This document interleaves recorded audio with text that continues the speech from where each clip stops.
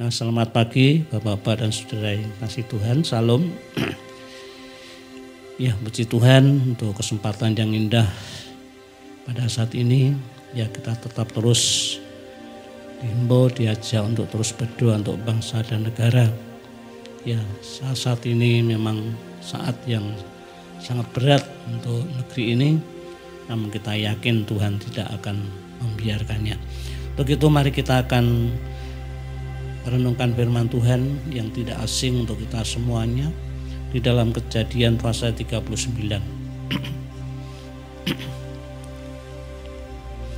Kejadian pasal 39 ayat 1 sampai dengan ayat yang keempat.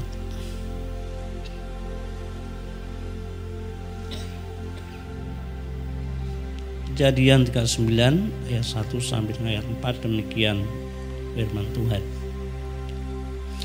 Adapun Yusuf telah dibawa ke Mesir, dan Potifar seorang Mesir, pegawai istana Firaun, kepala pengawal raja, membeli dia dari tangan orang Ismail yang telah membawa dia ke situ.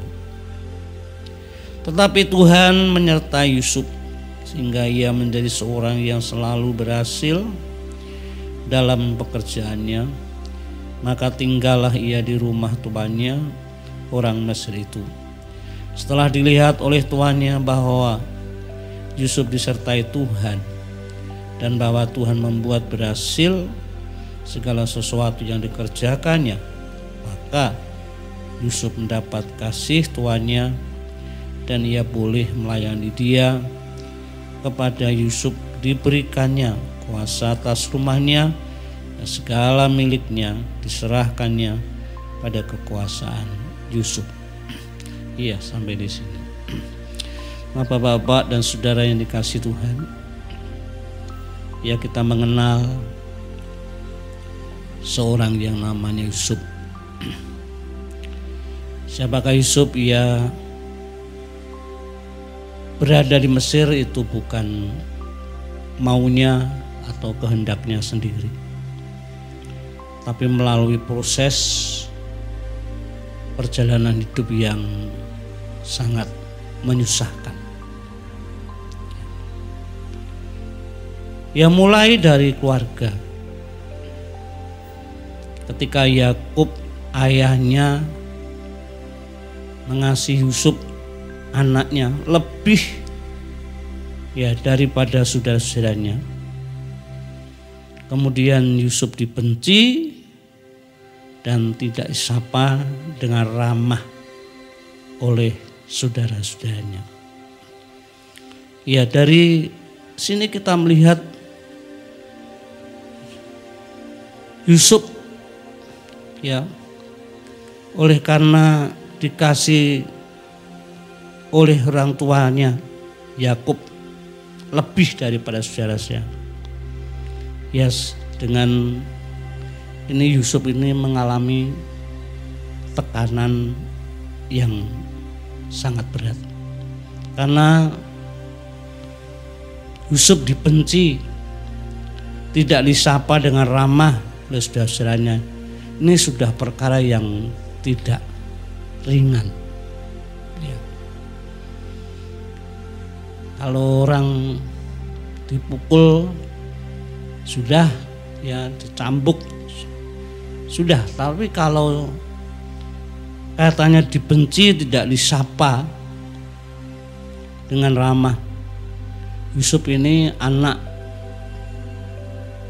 yang ke-11 laki-laki, saudara-saudaranya 10, adiknya Benyamin. Bagi Yusuf yang masih paling istilahnya bagian yang terkecil, ini merupakan tekanan yang sangat berat.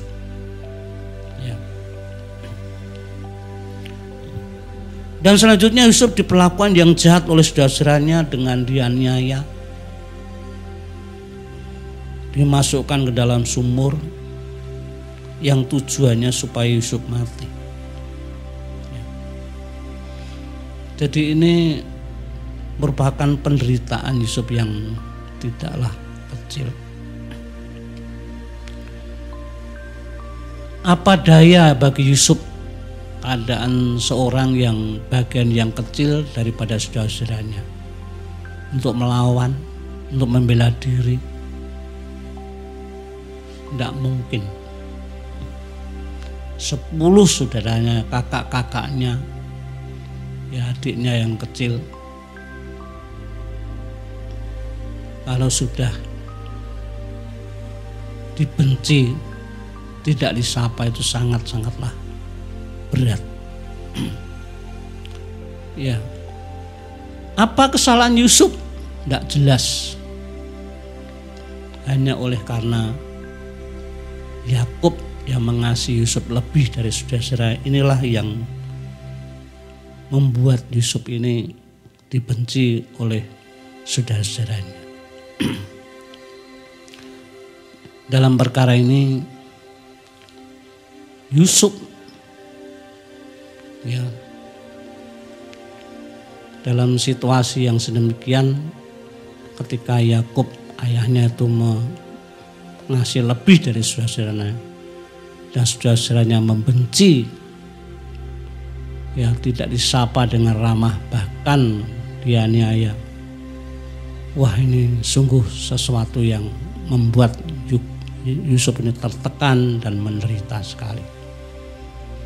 Ya, kisah Yusuf ini benar-benar saya sering membaca sepenuhnya mulai dari remaja itu.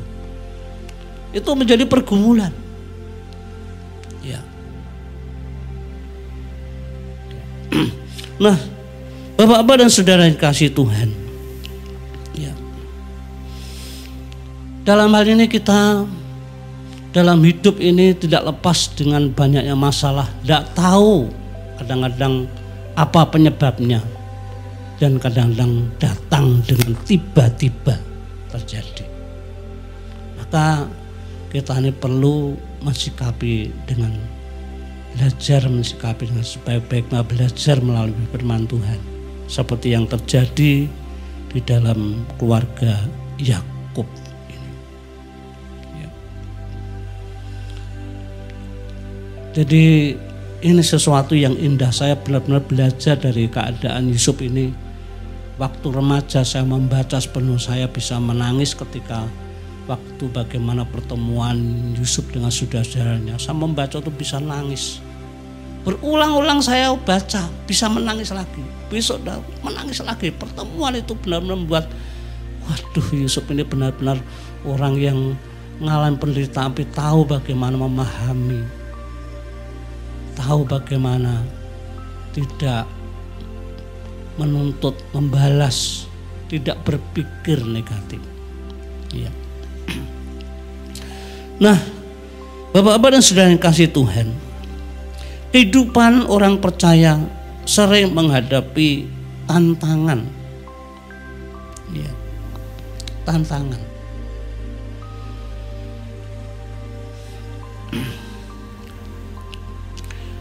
Ya, seperti apa yang dialami Yusuf.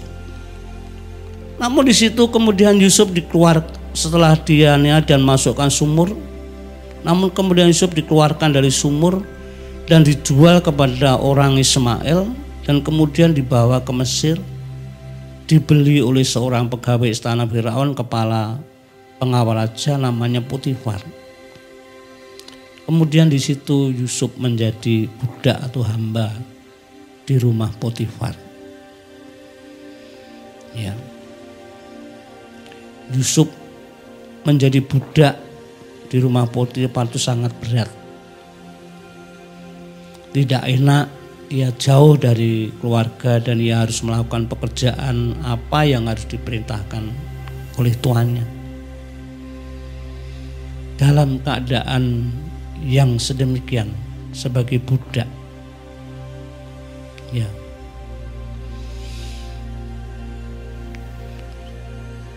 Yusuf, ya, namun Yusuf saat itu ya tidak memberontak kepada Allah. Ya. keadaan yang menimpa terjadi dalam kehidupannya, ya bagaimana perlakuan saudara-saudaranya, dan harus menjadi budak di rumah Potifar. Ya, Yusuf tidak memberontak kepada Allah. Ya. Tidak mensikapi dengan negatif kejadian-kejadian. Hal yang menimpa dalam kehidupannya,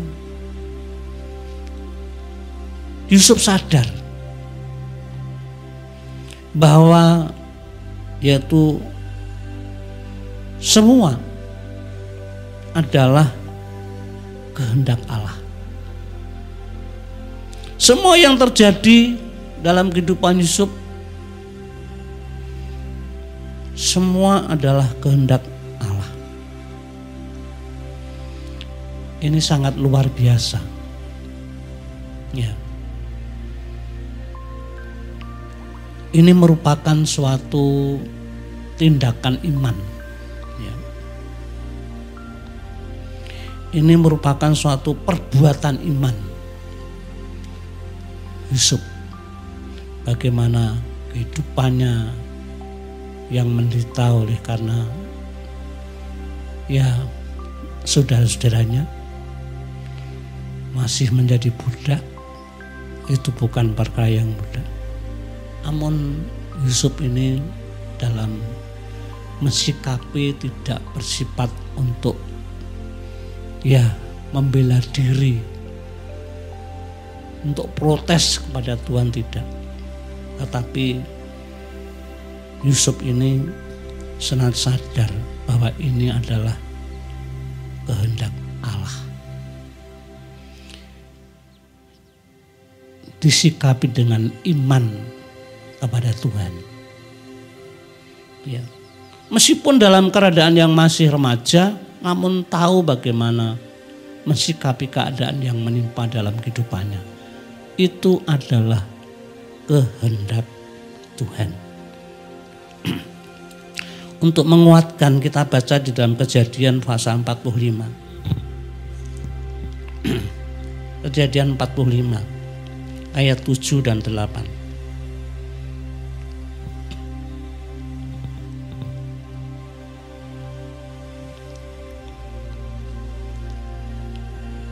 Kejadian 45 ayat 7 dan 8.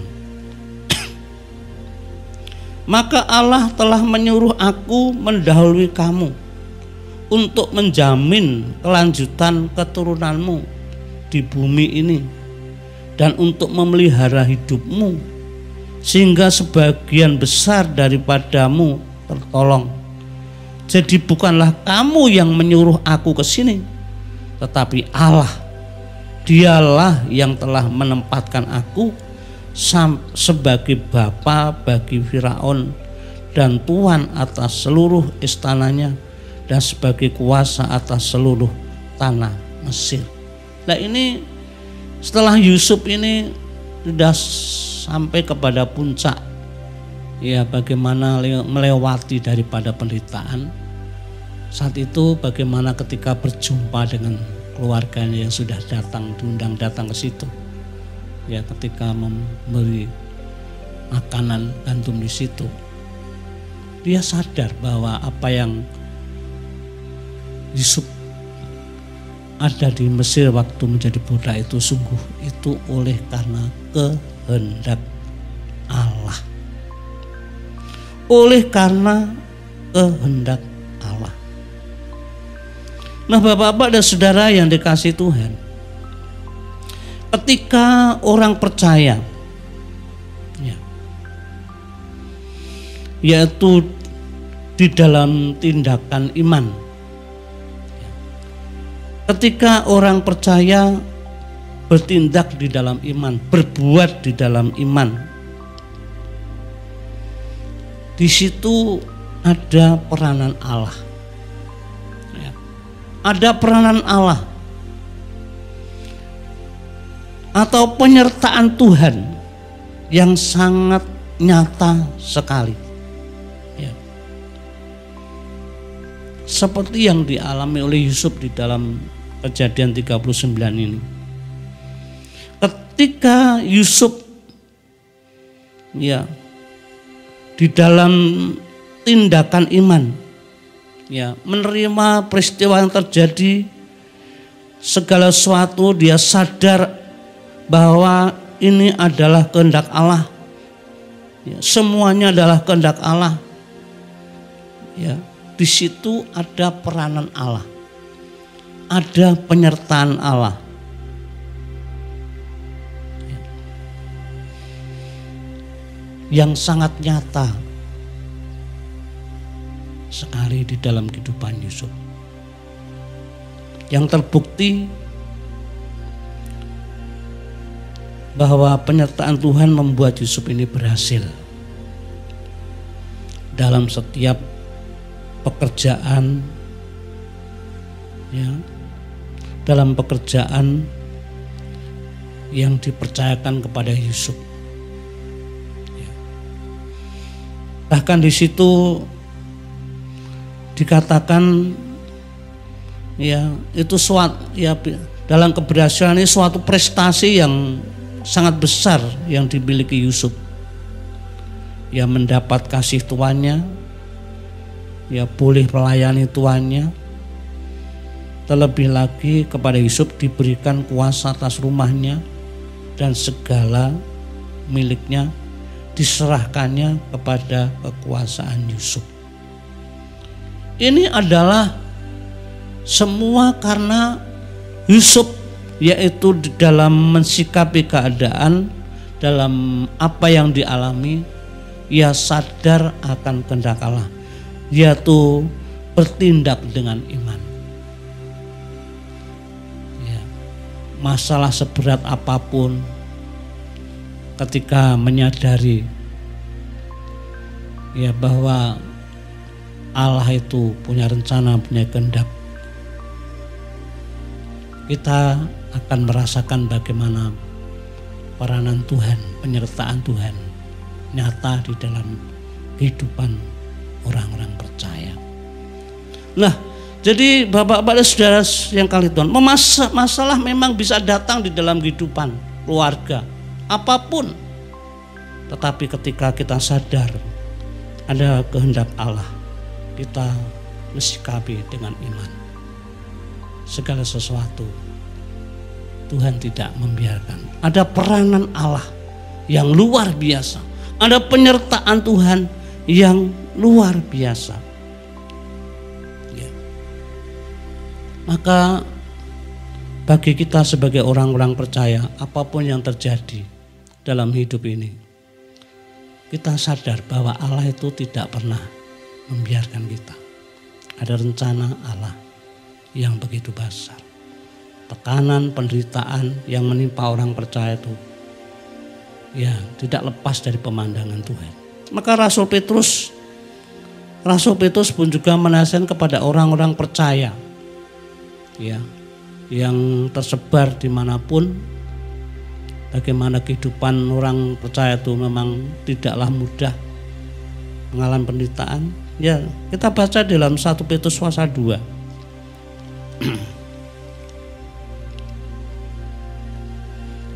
1 Petrus pasal yang kedua.